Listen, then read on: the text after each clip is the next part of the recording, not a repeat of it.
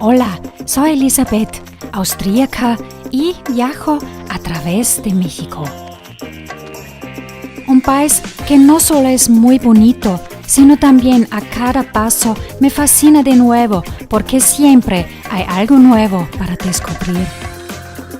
Está a 10.000 kilómetros lejos de mi patria Austria y tiene una superficie increíble de casi 2 millones de kilómetros cuadrados. Esta vez, mi viaje me lleva desde el pequeño aeropuerto de Graz, la capital de mi estado natal, a la Ciudad de México y de ahí a Mérida, la capital de la península de Yucatán. Debido a su ubicación en el Golfo de México, no solo se puede escalar muros de fortificación, conocer historias emocionantes sobre la marinería y la piratería y asustarse en cámaras de tortura, sino también admirar la flora y fauna única en las reservas naturales, nadar en cenotes y explorar impresionantes ruinas donde los mayas han dejado sus huellas. En la llamada Ruta Puc hay algunas ruinas hermosas y muy interesantes.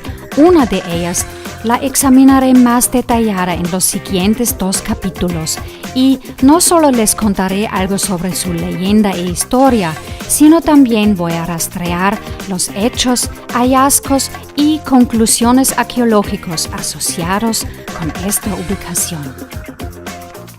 Acompáñenme, suscríbanse en mi canal y vivimos juntos una nueva aventura en este gran país, México.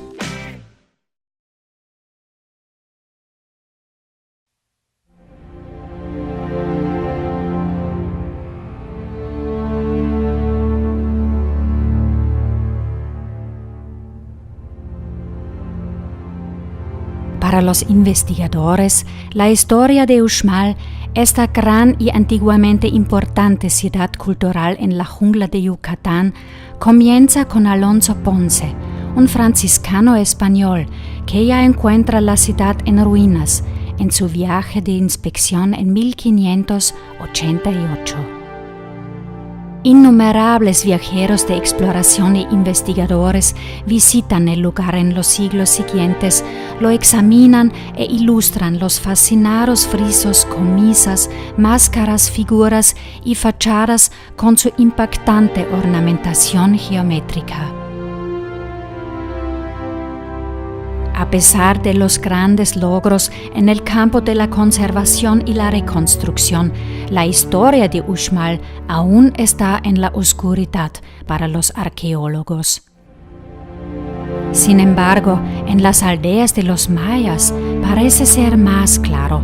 Aquí está vivo el misterio de su creación y se dice que el gran palacio fue gobernado por un gobernante muy especial.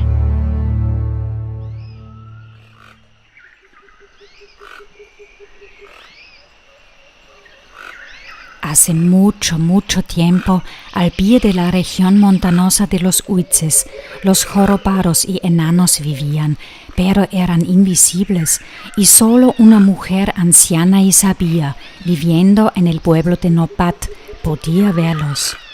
Ella practicaba herbolaria y era bien conocida por los jorobaros. Un día, regresando a casa de una visita, encontró un huevo en el camino, lo recogió, lo llevó a su casa y lo colocó cerca del fuego. Después de unas semanas el huevo se rompió y nació un niño pequeño que ya tenía la cara de un hombre porque era un enano. Ya desde su nacimiento el enano era muy sabio y pronto se dio cuenta de que su abuela, como llamó a la anciana, cuidó cuidadosamente las 3 piedras que rodeaban el fuego y apenas se alejó de ellas. Eso lo hacía muy curioso. ¿Por qué la abuela está cuidando el fuego tan cuidadosamente? Quiero saber qué está escondiendo ahí.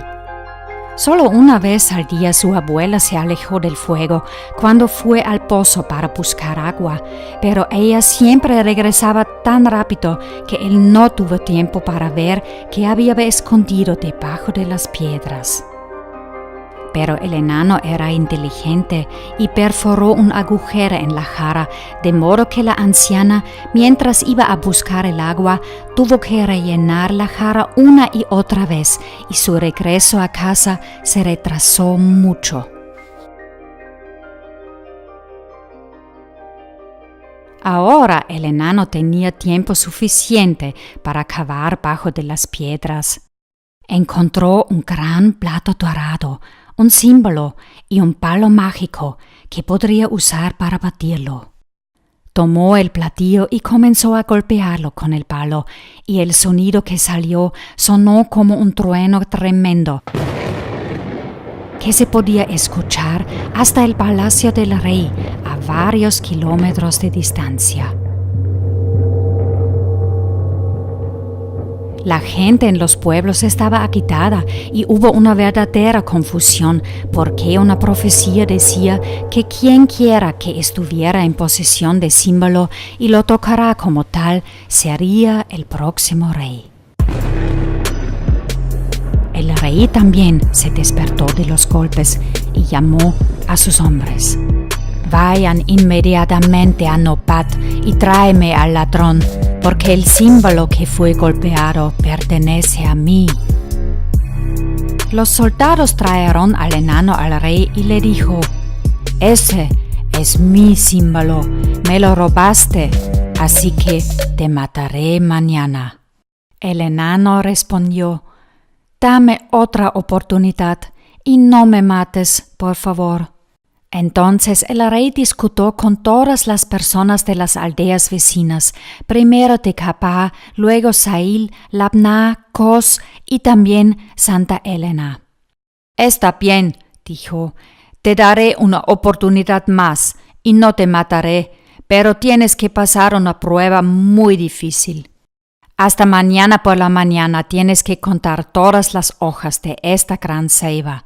Si puedes decirme el número exacto hasta el amanecer, te voy a condonar. La anciana, que siempre acompañaba al enano, ya tenía una idea. No solo estaba de buen acuerdo con los jorobados, sino también entendía el lenguaje de los animales, por lo que pidió ayuda a las hormigas.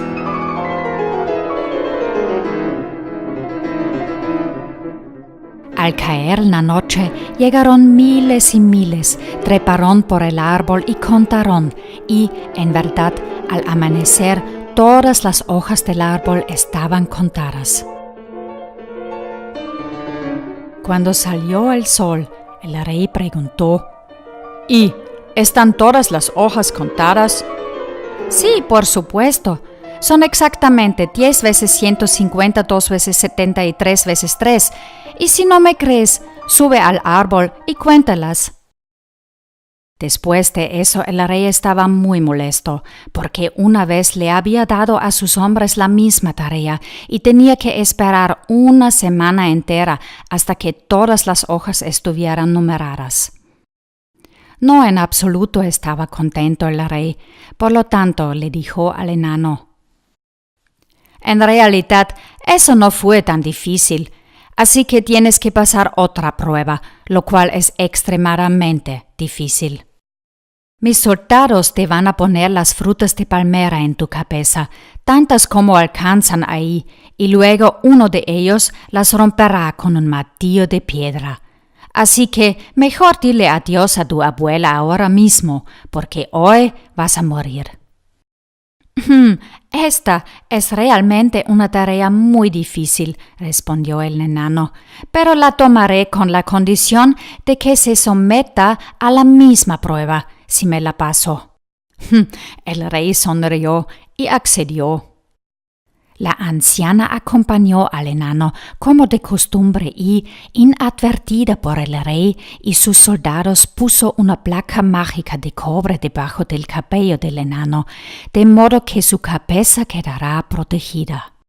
Luego se colocó las frutas sobre la cabeza del enano y un hombre fuerte con un martillo de piedra vino y comenzó a batir las frutas, pero a pesar de que golpeó tan fuerte como pudo, las nueces duras cayeron al suelo sin que a la cabeza del enano se hiciera ni pequeño daño.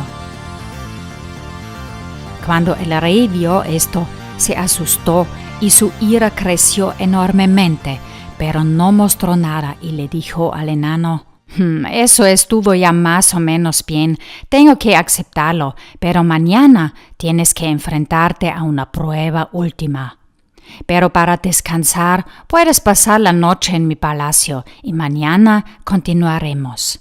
Bueno, dijo el enano, continuaré mañana, pasaré la noche en Uxmal, pero no en su palacio. Durante la noche yo mismo construiré un palacio y mañana por la mañana podrás verme salir desde allá. En esa noche todos los jorobados y enanos salieron de sus viviendas y se pusieron a trabajar para liberar las ramas y la maleza del espléndido palacio que hasta ahora había sido invisible y que habían instalado ya hace mucho tiempo para su futuro rey. El rey quedó muy impresionado al día siguiente, pero confiaba en que vencería al enano en la última tarea. Dijo al enano: Cada uno de nosotros construirá una figura y luego la arrojará al fuego. Cuya figura soportará el fuego será el próximo rey. Está bien, dijo el enano, empecemos.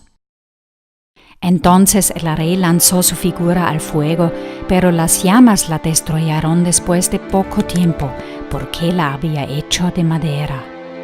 Pues el enano también metió su figura al fuego, pero ella sobrevivió y solo se endureció porque la había elaborado con sus propias manos de la tierra parosa de Uxmal. Bueno, el rey tuvo que cumplir su promesa al enano en enfrentarse a la prueba del martillo, pero se puede imaginarse que no sobrevivió a eso.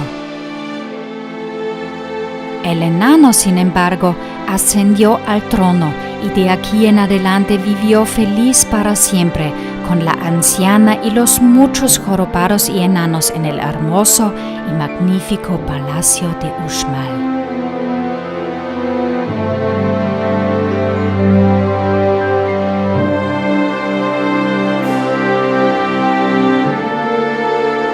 La leyenda ha mantenido vivo a Uxmal, pero es solo una parte de lo que este gran sitio arqueológico aún nos cautiva. En la siguiente parte exploraremos la extraordinaria arquitectura y la riqueza de detalles y aprenderemos lo que los arqueólogos han podido averiguar sobre este lugar y su historia y lo que aún está en la oscuridad.